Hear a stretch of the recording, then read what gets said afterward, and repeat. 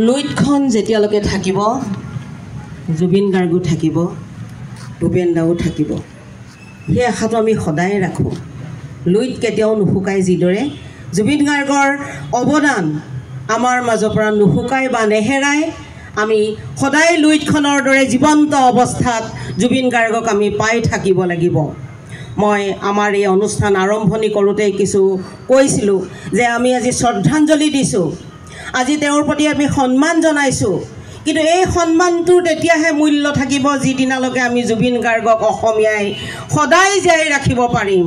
জুবিন গাৰ্গ আমাৰ মাজত যদি সদায় জীয়াই নাথাকে তেওঁৰ অৱদানখিনি তেওঁ দি যোৱা এই গীত মাত বা বিভিন্ন ধৰণৰ সেৱাসমূহ আমি যদি জীয়াই ৰাখিব নোৱাৰোঁ তেনেহ'লে আজিৰ এই ৰাজহুৱা শ্ৰদ্ধাঞ্জলি বা এই যে 10 লাখ মানুহ বা তাতোকৈ আচলতে বেছি হ'ব এইটো ইণ্ডিয়া বুকছ অফ ৰেকৰ্ডছে কৈছে যে 10 লাখ মানুহ গোট খাইছে আচলতে সমগ্ৰ অসমত আজি গোটেই অসমীয়া জাতিটোৱেই লগ হৈছে চুবুৰীয়ে চুবুৰীয়ে গাঁৱে গাঁৱে ৰাস্তাই ৰাস্তাই যিমান মানুহ লগ হৈছে সেইটো হিচাপ কিন্তু বুক অফ ৰেকৰ্ডছে ৰখা নাই ইণ্ডিয়া বুক অফ ৰেকৰ্ডছে গুৱাহাটীত মাত্ৰ সমবেত হৈছে হয়তো 10 লাখ সেইটোৰেহে চোৱা হৈছে আৰু এটা জেগাত সমবেত হোৱাটোৱে চাই কিন্তু আজি আচলতে সমবেত হৈছে সমগ্ৰ অসমবাসী সেইটো ছ'চিয়েল মিডিয়া বা আমি টিভি মিডিয়াত দেখা পাই আছোঁ এই যে আমি 3.5 কোটি জনতাৰ পৰা খুব সম্ভৱ 3 কোটি জনতা আজি ৰাস্তালৈ ওলাইছে হয়তো 50 লাখ 40 লাখ অহা নাই হয়তো তেওঁলোকে কোনোবাই পাৰা নাই মোৰ হিচাপতো এইটো 3 কোটি হ'ব অৰ্থাৎ মাইকেল জেকসনৰ সেই ৰেকৰ্ডো হয়তো আচলতে ভাঙিছে কিন্তু যিটো একে গোটে হোৱা নাই কাৰণে ক'ব পৰা হোৱা নাই সেইটোৱে নিয়ম যা হওক প্ৰাণৰ শিল্পীগৰাকী আমাক এৰি গুচি গ'ল আমি আজি স্মৰণ কৰিলোঁ আৰু আমি human rights and anti corruption foundation ইণ্ডিয়াৰ তৰফৰ পৰা যি শ্ৰদ্ধাঞ্জলি অনুষ্ঠান ৰাখিলোঁ আপোনালোকৰ বাবে আপোনালোক আহিলে এয়া এটা সৌভাগ্যৰ কথা বুলি এইকাৰণেই ভাবিছোঁ যে আমি কোনো বিশেষভাৱে পাব্লিচিটিও দিয়া নাই যে আপোনালোক আহক মাত্ৰ আমাৰ যোগাযোগত থকা 2-4ক আমি হয়তো ফোন কল যোগে মাতিছোঁ বা অকণমান কিবা এষাৰ কৈছোঁ কিন্তু এতিয়া শুনিবলৈ পাইছোঁ কোনোবা আহিছে ডিব্ৰুগড়ৰ পৰা কোনোবা আহিছে তিনিচুকীয়াৰ পৰা হয়তো তেওঁলোক ইয়াতে থাকে না কি নাজানো কিন্তু বিভিন্ন অঞ্চলৰ মানুহ ইয়াতো আমি লগ লাগিছোঁ এই গোটেই মানুহখিনি আহি আমাৰ অনুষ্ঠানটোক এটা ভেলু দিলে বুলি ভাবিছোঁ কিয়নো আমি ভবা নাছিলোঁ যে আপোনালোক এনেকৈ আহিব এনেকৈ আহি আমাক এটা উৎসাহ জনাব যে আমি জুবিন গাৰ্গক কিবা এটা কৰিবলৈ আগবাঢ়িছোঁ আচলতে বুজি পাইছোঁ আচলতে এয়া জুবিন গাৰ্গৰ প্ৰতিহে অসমীয়াৰ ভালপোৱা অসমীয়া আচলতে সঁচাকৈ জুবিন গাৰ্গক ভাল পায় সেয়ে অসমীয়া স্বতঃস্ফূৰ্তভাৱে আগবাঢ়ি আহি জুবিনৰ প্ৰতি শ্ৰদ্ধাঞ্জলি নিবেদন কৰিছে আৰু আচলতে এয়া ধন্যবাদ দিব লগা কথা নহয় আচলতে আমি গৌৰৱ কৰিব লগা কথাহে আমি প্ৰত্যেকেই অসমীয়া বুলি আজিৰ তাৰিখত গৌৰৱ কৰিব পাৰোঁ যে আমি অসমীয়া আচলতে এই যে কোৱা হয় অসমীয়াই বোলে মানে কেঁকুৰা জাতি অসমীয়াই কেতিয়াও কাকো আগবাঢ়িব নিদিয়ে সেইটো আজি ভুল প্ৰমাণিত কৰি আজি 10 লাখ মানুহ সমবেত হ'ল আৰু আমাৰ এই সৰু অনুষ্ঠানটোতো হয়তো 100 200 500 যিয়ে গোট খাইছোঁ সিও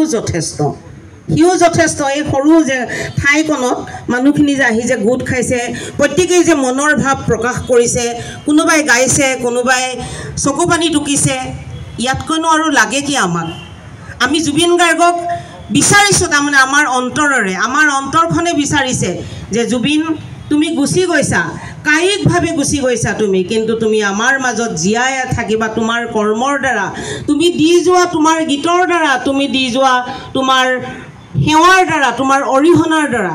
কি দিয়া নাই অসমীয়া জাতিক জুবিন গাৰ্গে আৰু সবাতোকৈ জুবিন গাৰ্গৰ যি মহানুভৱতা আপুনি মই তেনেকৈ নোৱাৰোঁ লোকৰ কাৰণে কান্দিব পৰাটো বহু ডাঙৰ গুণ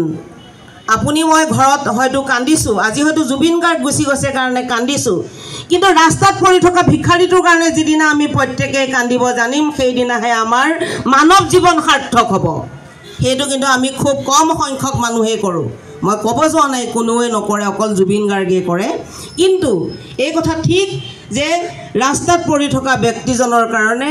সেই ৰাস্তাত পৰি থকা কুকুৰ মেকুৰীকেইটাৰ কাৰণে বান্দৰটোৰ কাৰণে চৰাইকেইটাৰ কাৰণে বা বিভিন্ন ৰাইজৰ সমস্যাক লৈ চিন্তা কৰিব পৰা এজনেই ব্যক্তি আছিল যি পকেটত এটকাও নাৰাখি সকলোখিনি উলিয়াই দিয়ে খাবলৈ নোপোৱাৰ ভয়ত ৱাইফ আৰু তেখেতৰ মেনেজাৰ বা কৰ্মচাৰীখিনিয়ে তেখেতক বেংকৰ এইবিলাক যিবিলাক আজিকালি সহজতে দিব পৰা পদ্ধতি জিপে UPI পদ্ধতিবোৰ সেইবোৰ তেওঁক দিয়া নাই তেওঁ সদায় অভিযোগ কৰে মোক দেখোন নিদিয়ে ইহঁতে বুটামটো টিপি টিপি পইচা দিয়ে মই দিব নোৱাৰোঁ কিমান সৰল তেওঁ সেইটোও বুজি নাপায় যে তুমি বুটামটো টিপি টিপি দিব গ'লে যে তোমাৰ গৰিমাই খাব নাপাব তোমাৰ দেউতাৰ ট্ৰিটমেণ্টৰ পইচা নোলাব তোমাৰ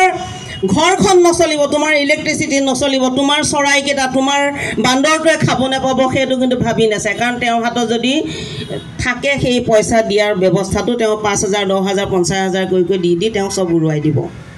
কাৰণ তেওঁ মানুহক ভাল পায় তেওঁ মানুহৰ শিল্পী তেওঁ মানুহৰ কাৰণে কান্দিব জানে আৰু সেই মানুহৰ কাৰণে কান্দিব জনাৰ কাৰণে আজি অসমবাসীয়ে কান্দিছে অসমবাসীয়ে সেইকাৰণেই কান্দিছে অসমবাসীয়ে তেওঁৰ গীতত কন্দাতকৈ তেওঁ মানুহৰ কাৰণে কান্দিব জনা ব্যক্তিৰ কাৰণে আজি অসমবাসীয়ে কান্দিছে বা আমি কান্দিছোঁ আজি 3 দিনে 4 দিনে অসমবাসীয়ে ঘৰতো কান্দিছে জানো কোনোৱে শান্তিৰে এসাঁজ হয়তো ভাত খাব পৰা নাই কোনোৱে শান্তিৰে শুব পৰা নাই যদি সামাজিক মাধ্যম আমি খুলিছোঁ তেতিয়াই গম পাওঁ মানুহ শান্তিৰে শুব পৰা নাই ৰাতিটো গোটেই উজাগৰে কটাইছে যুৱক চামে আৰু আমি এটা সময়ত ভাবিছিলোঁ যে জুবিন গাৰ্গক যুৱক চামেহে ভাল পায় একদম মিছা কথা বুলি প্ৰমাণ হ'ল জুবিন গাৰ্গক অসমবাসীয়ে ভাল পায় প্ৰত্যেকজন ব্যক্তিয়ে জুবিন গাৰ্গক ভাল পায় আৰু সেই ভাল পোৱা আদায় কৰিব পৰা ব্যক্তিজন কিমান মহান হ'ব লাগিব কিমান মহানতা থাকিলে সকলো স্তৰৰ ব্যক্তিয়ে ভাল পাব পাৰে এজন ব্যক্তিক সেইজনেই হ'ল জুবিন গাৰ্গ সকলোকে ধন্যবাদ জনাইছোঁ সকলোকে সেৱা জনাইছোঁ আমাৰ জুবিন গাৰ্গক আমি আগুৱাই লৈ যাব লাগিব আৰু এটা আজিৰ এই মঞ্চৰ পৰাই human rights and anti corruption foundation ইণ্ডিয়াৰ তৰফৰ পৰা অসম চৰকাৰলৈ এটা আহ্বান জনাইছোঁ এই আহ্বানটো ইতিমধ্যে আমি ভূপেন হাজৰিকাৰ ক্ষেত্ৰত জনাই আহিছোঁ দাবী তুলি আহিছোঁ সেই দাবীটো হ'ল চৰকাৰে ভূপেন হাজৰিকাৰ কাৰণে বহুত কৰিছে কিন্তু আজিলৈকে অসম চৰকাৰে এটা বঁটা চৰকাৰী বঁটা ঘোষণা কৰা নাই তেখেতৰ নামত আমি ভাবোঁ এইবাৰ যুটীয়াভাৱে অসম চৰকাৰে চিন্তা কৰক ডক্টৰ ভূপেন হাজৰিকাৰ নামত এটা বঁটা আৰু তাৰ লগতে আমাৰ মৰমৰ শিল্পী যুৱ প্ৰজন্মৰ হাৰ্টথ্ৰব শেহতীয়াকৈ প্ৰমাণ হ'ল সকলো প্ৰজন্মৰ হাৰ্টথ্ৰব জুবিন গাৰ্গৰ নামতে এটা বঁটা